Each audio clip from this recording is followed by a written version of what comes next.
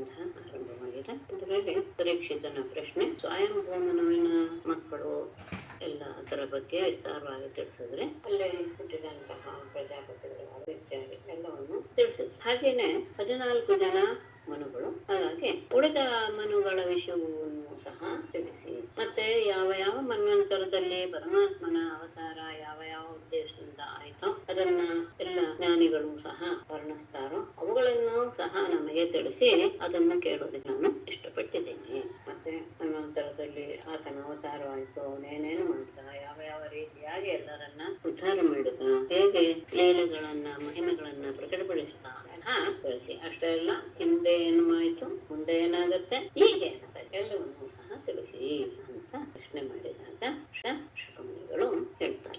ಈ ಅಷ್ಟಮದ್ರಲ್ಲೇ ಗಜೇಂದ್ರ ಮೋಕ್ಷದ ವಿಷಯನು ಬರೋದು ಒಂದು ವಿಶೇಷ. ಆರಂಭದಲ್ಲಿ ಪ್ರತಿ ಮನ್ವಂತರದಲ್ಲಿಯೂ ಸಹ ಯಾರು ಮನು ಯಾರು, ಆಗ ಸಪ್ತರ್ಷಿಗಳು ಯಾರು, ಇಂದ್ರ ಯಾರು ಇತ್ಯಾದಿ ಎಲ್ಲ ವಿಷಯಗಳನ್ನು ಸಹ ಪ್ರತಿ ಮನ್ವಂತರದಲ್ಲೂ ಅವರೆಲ್ಲ ಬದಲಾವಣೆ ಆಗ್ತಾನೆ ಇರ್ತಾರೆ. ಅವರವರು ಯಾವ ರೀತಿಯಾಗಿ ಆಡಳಿತ ಮಾಡ್ತಾ ಇದ್ರು ಇದೆಲ್ಲವನ್ನು ಸಹ ತಿಳಿಸೋದು ವೈಶಿಷ್ಟ್ಯ. ಅದಾದ್ಮೇಲೆ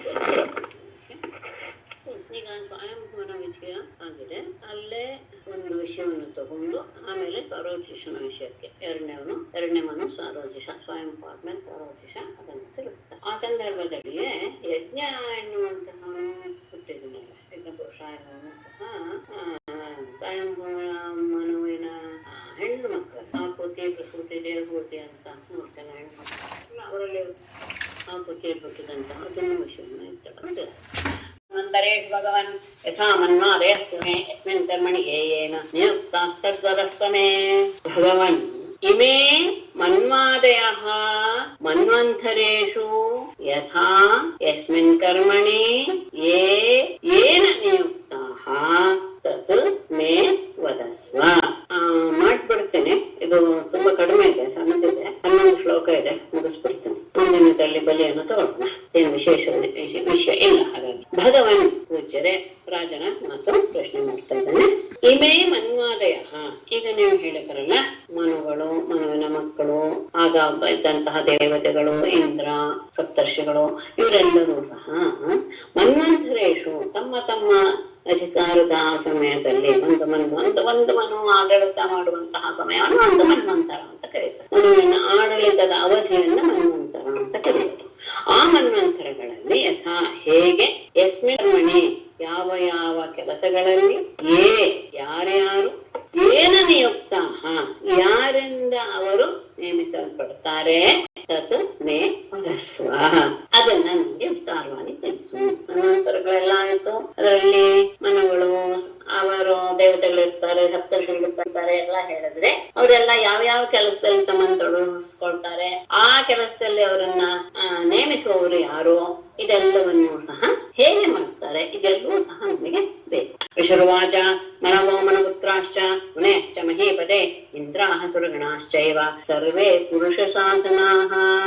ಮಹೀಪತೆ ಇದು ಅನ್ವಯ ಒಂದೇ ಸರ ಇದೆ. ಮನವಃ ಚ ಮನಪುತ್ರಾಃ ಚ ಮುನಯಃ ಇಂದ್ರಾಃ ಸುರಗಣಾಃ ಚ ಏವ ಸರ್ವೇ ಪುರುಷ ಸಾಧನಾಃ. ಅಷ್ಟೇ, ಎಲ್ಲರೂ ಮನುಗಳು, ಮನುವಿನ ಮಕ್ಕಳು, ಆಮೇಲೆ ಆ ಸಪ್ತರ್ಷಿಗಳು, ಆಮೇಲೆ ಇಂದ್ರ ಮತ್ತೆ ದೇವತೆಗಳ ಸಮೂಹ ಎಲ್ಲರೂ ಸಹ ಪರಮಾತ್ಮನ ಆಡಳಿತಕ್ಕೆ ಒಳಪಟ್ಟವರು. ಆತನ ಅಂಶಾವತಾರಗಳೆಲ್ಲ ಪ್ರತಿಯೊಂದು ಮನ್ವಂತರದಲ್ಲಿ ಹೇಳಿದೀವಲ್ಲ, ಆ ಮನ್ವಂತರದಲ್ಲಿ ಯಾವ ಅಂಶದಿಂದ ಯಾವ ಹೆಸರಿನಿಂದ ತನ್ನ ಅಂಶದಿಂದ ಪರಮಾತ್ಮ ಅವತಾರ ಎತ್ತಾನೋ ಅವನೇ ಪ್ರತಿಯೊಂದನ್ನು ಸಹ ನೇಮನ ಮಾಡಿ ಪ್ರತಿಯೊಂದಕ್ಕೂ ಸಹ ದಾರಿ ತೋರಿಸುವಂತವನು ಅವನೇ. ಚತುರ್ಯುಗ ಯಜ್ಞಾದಯೋ ಯಃ ಕಥಿತಾಃ ಪೌರುಷ್ಯಸ್ತನೋ ನೃಪ ಮನ್ವಾದಯೋ ಜಗದ್ಯಾತ್ರಾಂ ನಯಂತ್ಯಾಭಿಃ ಪ್ರಚೋದಿತಾ. ನೃಪ ಯಜ್ಞಾದಯಃ ಯಾಃ ಪೌರುಷ್ಯಃ ತನವಃ ಕಥಿತಾಃ ಆಭಿಃ ಪ್ರಚೋದಿತಾಃ ಮನ್ವಾದಯಃ ಜಗದ್ಯಾತ್ರಾಂ ನಯಂತಿ. ನೃಪ ರಾಜನೇ, ಯಜ್ಞಾದಯ ಯಾಹ ಕಥಿತಾಃ ಅಂದ್ರೆ ಹಿಂದೆ ಅವನ ಯಜ್ಞ ಸ್ವರೂಪನಾಗತಕ್ಕ ಮೊದಲಿಂದ ಆರಂಭದ ಮನುವಿಂದ ತಗೊಂಡಾಗ ನರ ನಾರಾಯಣ ಇತ್ಯಾದಿ ಎಲ್ಲ ಹೇಳಿದ್ರು.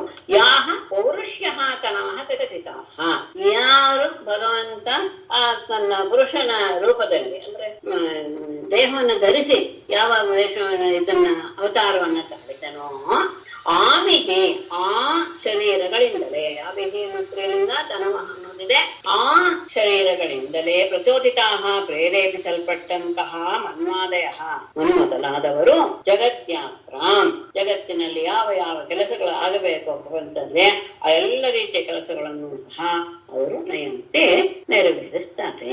ಪರಮಾತ್ಮ ಯಾವ ಯಾವ ಮನ್ವಂತರಗಳಲ್ಲಿ ಯಾವ ಯಾವ ರೂಪವನ್ನು ತಾಳೆ ಅವನಿಂದ ಪ್ರೇರೇಪಿತರಾದಂತಹ ಮನು ಮೊದಲಾದವರು ಅಂದ್ರೆ ಇಂದ್ರ ಎಲ್ಲೂ ದೇವತೆಗಣಗಳು ಸಪ್ತರ್ಷಿಗಳು ಎಲ್ಲರೂ ಸಹ ಆತನಿಂದ ಪ್ರೇರೇಪಿಸಲ್ಪಟ್ಟು ಜಗತ್ತಿನಲ್ಲಿ ತಮ್ಮ ತಮ್ಮ ಕರ್ತವ್ಯವನ್ನು ಮಾಡ್ತಾ ಜಗತ್ತಿನ ರಕ್ಷಣೆಯನ್ನು ಮಾಡ್ತಾರೆ. ಚತುರ್ಯುಗಾಂತೆ ಕಾಲೇನ ಗ್ರಸ್ತಾನ್ ಶ್ರುತಿಗಣಾನ್ಯಥ ತಪಸಾರುಷಯೋ ಪಶ್ಯನ್ ಯತೋ ಧರ್ಮ ಸನಾತನಃ. ಚತುರ್ಯುಗಾಂತೆ ಕಾಲೇನ ಗ್ರಸ್ತಾನ್ ಶ್ರುತಿಗಣಾನ್ ಯಥಾ ಋಷಯಃ ತಪಸಾ ಪಶ್ಯನ್ ಯತಃ ಸನಾತನಃ ಧರ್ಮಃ.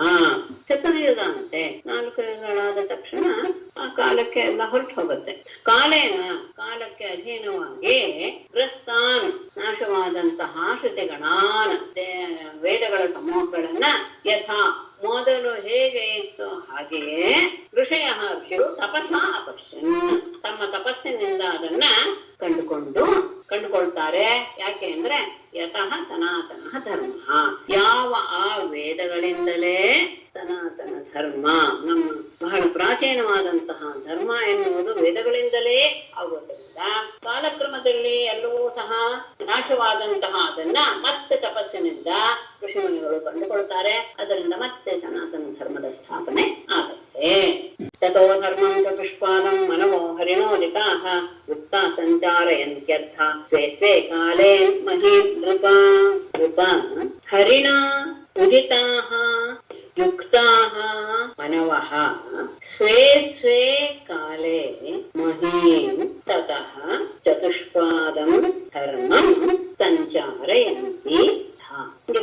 ರಾಜನೇ ಹರಿಣ ಪರಮಾತ್ಮನಿಂದ ಉದಿತಾಹ ಪ್ರೇರೇಪಿಸಲ್ಪಟ್ಟಂತಹ ಮತ್ತೆ ಯುಕ್ತಾಹ ಅದರೆಲ್ಲ ಆ ಕರ್ತವ್ಯಗಳಿಂದ ಕೂಡಿಕೊಂಡಂತಹ ಅವರೆಲ್ಲರೂ ಮನಗಳು ಸ್ವೇ ಸ್ವೇ ಕಾಲೆ ತಮ್ಮ ತಮ್ಮ ಮನ್ವಂತರದ ಕಾಲಗಳಲ್ಲಿ ಮಹೀಂ ಭೂಮಿಯನ್ನ ತತಃ ಆ ವೇದದ ಪ್ರಕಾರದಿಂದಲೇ ಚತುಷ್ಪಾದಂ ಧರ್ಮಂ 4 ಪಾದಗಳಿಂದ ಪೂರ್ಣವಾದಂತಹ ಧರ್ಮವನ್ನ ಸಂಚಾರಯಂತಿ ಭೂಮಿಯಲ್ಲೆಲ್ಲ ಅದು ಹರಡುವ ಹಾಗೆ ಅವರು ಭಗವಂತನ ಪ್ರೇರಣೆಯಿಂದಲೇ ಎಲ್ಲರೂ ಒಗ್ಗಟ್ಟಿನಿಂದ ಕೂಡಿಕೊಂಡು ಆ ಧರ್ಮದ ಕಾರ್ಯವನ್ನ ಏನೇನು ಮಾಡಬೇಕು ಅದೆಲ್ಲವನ್ನೂ ಸಹ ಮಾಡುತ್ತಾ ಆ ಧರ್ಮವು 4 ಪಾದಗಳಲ್ಲಿಯೂ ಸ್ಥಿರವಾಗಿ ನೆಲೆಗೊಳ್ಳುವ ರೀತಿಯಲ್ಲಿ ಬಹಳ ಪ್ರಯತ್ನ ಪೂರ್ವಕವಾಗಿ ಅದನ್ನ ಭೂಮಿಯಲ್ಲಿ ಹರಡುತ್ತಾರೆ.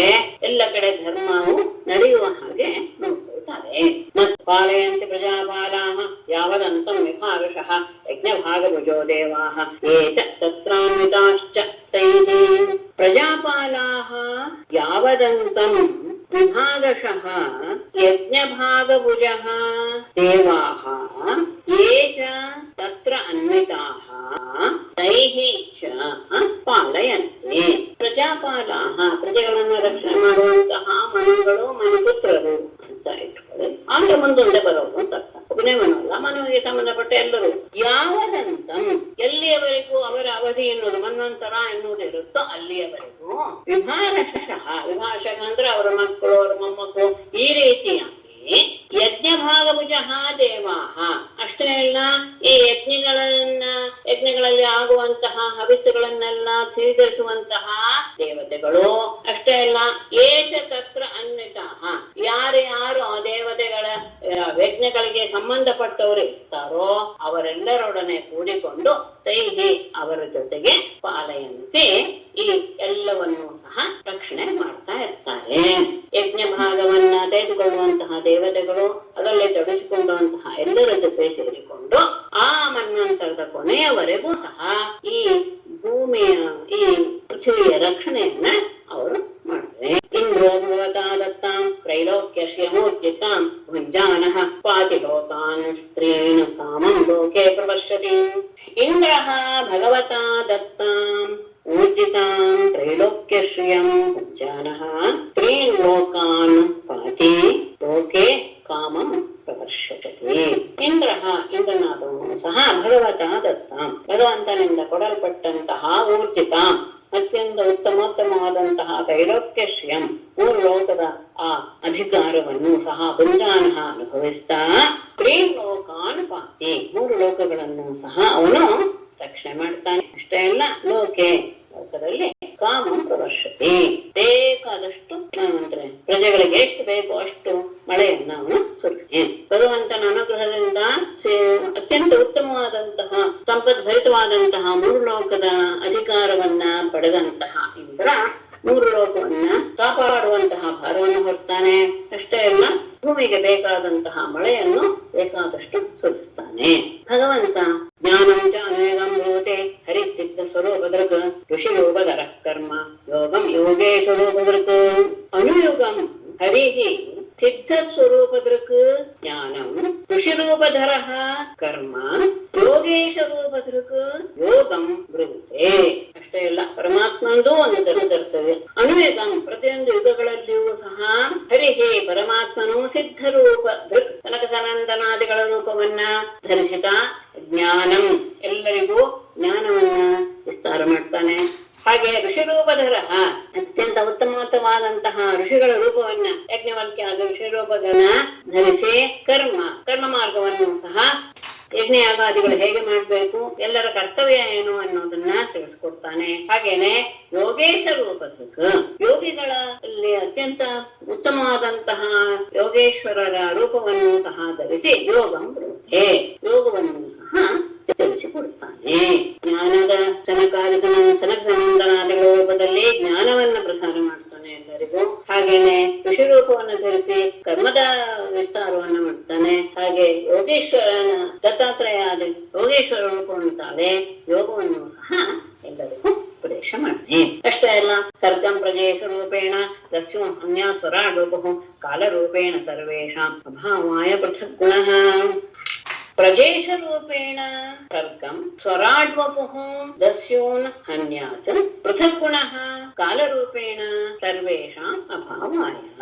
ಪ್ರಜೇಶ ರೂಪೇಣ ಪ್ರಜಾಪತಿಗಳ ರೂಪದಿಂದ, ಮರೀಚ ಮೊದಲಾದಂತಹ ಪ್ರಜಾಪತಿಗಳ ರೂಪದಿಂದ ಸರ್ಗಂ ಸೃಷ್ಟಿಯನ್ನ ಮಾಡ್ತಾನೆ. ಸ್ವರಾಡ್ವಪುಃ ರಾಜನ ರೂಪವನ್ನು ಧರಿಸಿ, ಚಕ್ರವರ್ತಿಯ ರೂಪವನ್ನು ಧರಿಸಿ ದಸ್ಯೂನ್ ಹನ್ಯಾತ್ ದುಷ್ಟರನ್ನೆಲ್ಲ ನಾಶ ಮಾಡ್ತಾನೆ. ಹಾಗೇನೆ ಪೃಥಕ್ ಗುಣಃ ಬೇರೆ ಬೇರೆ ರೂಪಗಳನ್ನ ಧರಿಸಿ ಕಾಲರೂಪೇಣ ಕಾಲರೂಪದಿಂದ ಸರ್ವೇಷಾಂ ಅಭಾವಾಯ ಎಲ್ಲರ ನಾಶಕ್ಕೂ ಸಹ ಅವನು ಕಾರಣನಾಗ್ತಾನೆ. ಸೃಷ್ಟಿ ಸ್ಥಿತಿ ಲಯ ಎಲ್ಲದಕ್ಕೂ ಸಹ ಅವನು ಒಂದೊಂದು ರೂಪವನ್ನು ಧರಿಸಿ ಆ ಕೆಲಸವನ್ನು ಅವನು ಮಾಡ್ತಾನೆ. ಪ್ರಜಾಪತಿಗಳ ರೂಪದಿಂದ ಸೃಷ್ಟಿಯನ್ನ ಮುಂದುವರಿಸ್ತಾನೆ. ಹಾಗೆ ರಾಜನ ರೂಪದಿಂದ ಎಲ್ಲರನ್ನು ದುಷ್ಟರನ್ನೆಲ್ಲ ನಾಶ ಮಾಡಿ ಪ್ರಜೆಗಳ ರಕ್ಷಣೆ ಮಾಡ್ತಾನೆ. ಹಾಗೇನೆ ಗುಣಗಳಿಗೆ ಅನುಸಾರವಾಗಿ ಕಾಲರೂಪವನ್ನು ಅನುಸರಿಸಿ ಎಲ್ಲರ ನಾಶವನ್ನು ಸಹ ಮಾಡ್ತಾನೆ. ಸ್ತೂಯಮಾನೋ ಜನೈರೇಭಿಃ ಮಾಯಯಾ ನಾಮರೂಪಯ ವಿಮೋಹಿತಾತ್ಮಭಿಃ ನಾನಾ ದರ್ಶನೈರ್ನ ಚ ದೃಶ್ಯತೆ. ನಾಮರೂಪಯ ಮಾಯಯ ವಿಮೋಹಿತಾತ್ಮಭಿಃ ಏಭಿಃ ಜನೈಃ ನಾನಾ ದರ್ಶನೈಃ ಸ್ತೂಯಮಾನಃ ನ ಚ ದೃಶ್ಯತೆ. ನಾಮರೂಪಯ, ನಾಮ ಮತ್ತು ರೂಪ ಇದಕ್ಕೆ ಕಾರಣ, ಸಗುಣಕ್ಕೆ ಕಾರಣ. ಮಾಯೆಯ ಅದೇ ಅವನ ಮಾಯೆಯಿಂದಲೇ ಇದೆಲ್ಲವೂ ಸಹ ನಮ್ಗೆ ಬೇರೆ ಬೇರೆ ಬೇರೆ ಬೇರೆಯಾಗಿ ಕಾಣಿಸ್ತಾ ಇರೋದು. ಅದು ಹೆಸರು ಮತ್ತು ರೂಪದಿಂದ, ನಾಮ ಮತ್ತು ರೂಪದಿಂದ, ರೂಪವೆಂಬ ಮಾಯೆಯಿಂದ ವಿಮೋಹಿತಾತ್ಮಭಿಹಿ ಮೋಹಗೊಂಡಂತಹ ಬುದ್ಧಿಯುಳ್ಳಂತಹ ಈ ಜನರಿಂದ ನಾನಾ ದರ್ಶನೈಹಿ ಅನೇಕ ರೀತಿಯ ದರ್ಶನ ಶಾಸ್ತ್ರ ಇವುಗಳ ಮೂಲಕ ಸ್ತೂಯಮಾನಃ ಸ್ತುತಿಸಲ್ಪಡುವವನಾದರೂ ಸಹ ನ ಚ ದೃಶ್ಯತೆ ಅವನು ಯಾರಿಗೂ ಸಹ ಕಂಡು ಬರುವುದಿಲ್ಲ.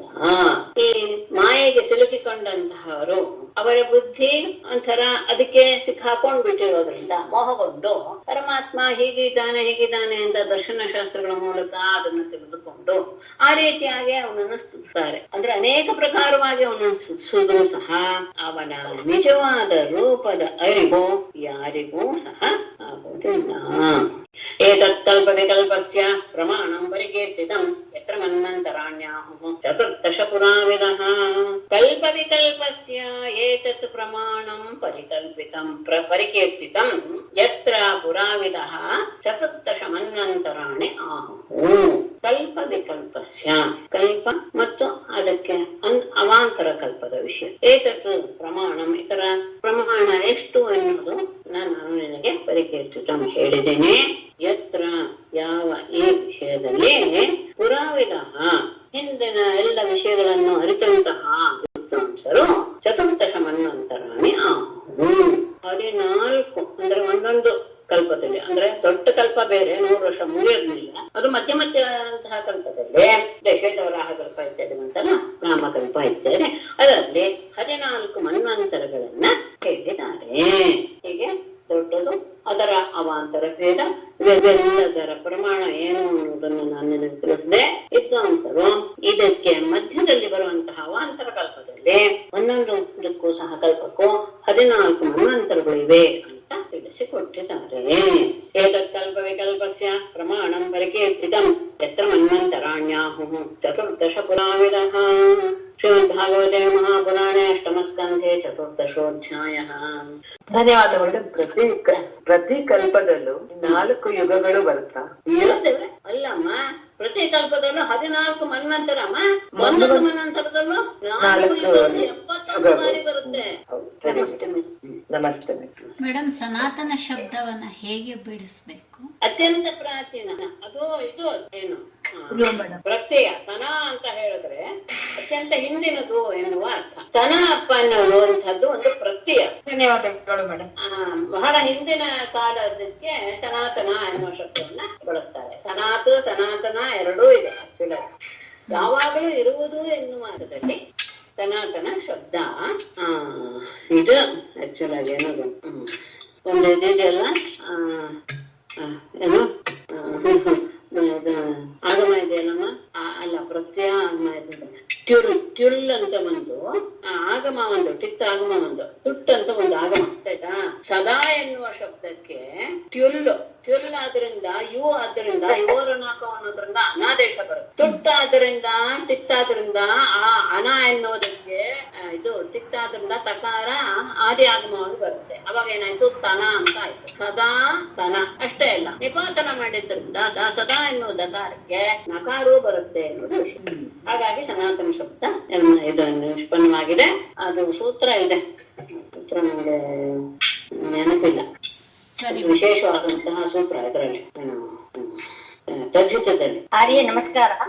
ಸರಿ. 13ನೇ ಅಧ್ಯಾಯದಲ್ಲಿ ಆದಿತ್ಯ ವಸವರುದ್ರ ವಿಶ್ವೇದೇವ ಮರುತ್ವತಃ ಅಂತ ಇದೆಯಲ್ಲ, ಮರುತ್ಮಂತಹ ಅಂತ. ಅಲ್ಲಿ ಆದಿತ್ಯರು 12, ವಸವರ 8 ಮತ್ತು ರುದ್ರ ವಿಶ್ವೇ ದೇವತೆಗಳು ಎಷ್ಟು? ವಿಶ್ವದೇವ ಅಂತಾನೆ ಪ್ರಸಿದ್ಧಿ ಇಲ್ಲ. ಸಂಖ್ಯೆ ವಿಶ್ವದೇವರ ಬಗ್ಗೆ ಮತ್ತೆ ಶಾಸ್ತ್ರದಲ್ಲಿ ವಿಶ್ವೇ ದೇವತೆ ಸ್ಥಾನ ಪಿತೃಸ್ಥಾನ ಅಂತ ಹೇಳ್ತಾರೆ. ಅದು ವಿಶ್ವೇ ದೇವಸ್ಥಾನಕ್ಕೆ ಒಬ್ಬರಿಗೆ ಕೂರಿಸಿರ್ತಾರೆ. ಮತ್ತೆ ಅದೇ ವಿಶ್ವ ಸ್ಥಾನಗಳ ಸಂಖ್ಯೆ ಎಷ್ಟು ಅನ್ನೋದಕ್ಕೆ ಸಾಮಾನ್ಯ. ಮೇಡಮ್, ನೆನ್ನೆ ಅದು ಒಂದು ಬುಕ್ಕಲ್ಲಿ ಮನೆಯಲ್ಲಿ ನೋಡ್ದೆ, ನಾನು ನೆಕ್ಸ್ಟ್ ಕ್ಲಾಸ್ ಅಲ್ಲಿ ನೋಡ್ತಿ ಹೇಳ್ತೀನಿ. ಅವರ ಹೆಸರೆಲ್ಲ ಬಂದಿತ್ತು. ಹೌದು ಮೇಡಮ್. ನೋಡಿ ಆಯ್ತಲ್ಲ, ಅದು ಜೆರಾಕ್ಸ್ ಇದು ಫೋಟೋ ಕಳಿಸ್ತೀನಿ. ಆಮೇಲೆ ಏಕಾದಶಮ ಮತ್ತು ಚತುರ್ದಶಮ ಅಂತ ಬಂದಿದ್ದು ಬಹುಶಃ ಛಂದಸ್ಸಿಗೆ ಅನುಕೂಲವಾಗಿ ಮಕಾರ ಹಾಕಿರ್ಬೋದು ಅನ್ಸುತ್ತೆ. ಚೆನ್ನಾಗಿದೆ. ಅಲ್ಲಿ ಇಲ್ಲದೆ 7 ಅಕ್ಷರ ಆಗುತ್ತೆ. ಇಲ್ಲ ಮೊದಲು ವ್ಯಾಕರಣ. ಇದಕ್ಕೆ ಛಂದಸ್ಸಿಗೋಸ್ಕರ ನೀವು ಚಕಾರ ಹಿಕಾರ ಆ ತರದ್ದು ಹಾಕ್ಬೇಕೇ ಹೊರತು ಇದನ್ನೆಲ್ಲ ಹಾಕಲ್ಲ. ಇಲ್ಲ ಅಕ್ಷರ ಸಾಧನೆ ಅದೇ ಅರ್ಥಪ್ರಯೋಗ ಅನ್ಕೋಬಹುದಾಗತ್ತೆ. ಹರ್ಷಪ್ರಯೋಗನೇ ಹೌದು, ಹರ್ಷತ್ವ ಸಾಧುತ್ವನ್ನ ಒಪ್ಕೋಬೇಕು. ಧನ್ಯವಾದ. ನಮಸ್ತೆ ಮೇಡಮ್. ಎಷ್ಟಿದ್ದಾರೆ ಏನಾದ್ರೂ ಐಡಿಯಾ ಉಂಟಾ ದಸ್ತರಿಗೆ? ತುಂಬಾ ಇಲ್ಲ, ನನಗ್ ಗೊತ್ತಿಲ್ಲ. ತುಂಬಾ ಇದೆ ಮೇಡಮ್. ನಾನ್ ಬೇಕಾದ್ರೆ ಈಗ ನೋಡಿ ಕಳಿಸ್ತೇನೆ. ಅಂದ್ರೆ ಅನಂತ ಸಂಖ್ಯೆಯೋ? ಅನಂತ ಅಂದ್ರೆ ಒಂದು 14, 15 ಹಂಗೇನೋ. ತುಂಬಾ ಉದ್ದ ಇತ್ತು ಹೆಸರುಗಳು. ಸರಿ ಆಯ್ತು, ತಗೊಂಬನ್ನಿ ನೋಡು. ಸರಿ. ವಿಶೇಷದಲ್ಲಿ ಶ್ರಾದ್ದದಲ್ಲೇ ಆ ಶಬ್ದ ಕೇಳ್ತೀವಿ, ಅಷ್ಟು ಬಿಟ್ರೆ ಆಮೇಲೆ ಏನು ಕೇಳೋದಿಲ್ಲ. ಅಂದ್ರೆ ಪಿತೃದೇವತೆಗಳು ಅಂತ ಅರ್ಥ. ನಮಸ್ತೆ. ನಮಸ್ತೆ ನಮಸ್ತೆ. ನಮಸ್ತೆ ಮೇಡಮ್. अजो अचावले फलत्रयं भूमेः कस्मात् हरिरया तथा भूतेश्वरः कृपणवतो लब्धार्थोऽपि भवन्ततं. ಚೆನ್ನಾಗಿದೆ. ಯಾಕೆ ಬಲಿಯನ್ನ ಕೇಳಕ್ಕೆ ಹೋದ, ಮತ್ತೆ ಅವನ್ನೆಲ್ಲ ಕೊಟ್ಟ ಮೇಲೂ ಸಹ ಅವನನ್ನು ಯಾಕೆ ಬಂಧನ ಮಾಡ್ದ, ಮತ್ತೆ ಅಂತಹ ಪರಮಾತ್ಮನಾಗಿ ಹೋಗಿ ಅವನನ್ನ ಭಿಕ್ಷುಕನ ಹಾಗೆ ಕೇಳೋದ್ನಲ್ಲ, ಇದು ಯಾಕೆ ಇತ್ಯಾದಿ ಪ್ರಶ್ನೆಗಳನ್ನ ಪರೀಕ್ಷಿತ ಕೇಳ್ತಾನೆ. ಅದಕ್ಕೆ ಉತ್ತರವನ್ನು ಮುಂದಿನ ಹಂಚಿಕೆಯಲ್ಲಿ ತಗೊಳ್ಳೋಣ. ಮೇಡಮ್, ಪ್ರತಿ ಕಲ್ಪದಲ್ಲೂ 4 ದಯಮುದೇರೇತ್ ಸರ್ವೇ ಭವಂತು ಸುಖಿನಃ ಸರ್ವೇ ಸಂತು ನಿರಾಮಯಾಃ ಸರ್ವೇ ಭದ್ರಾಣಿ ಪಶ್ಯಂತು ಮಾ ಕಶ್ಚಿತ್ ದುಃಖ ಭಾಗ್ ಭವೇತ್.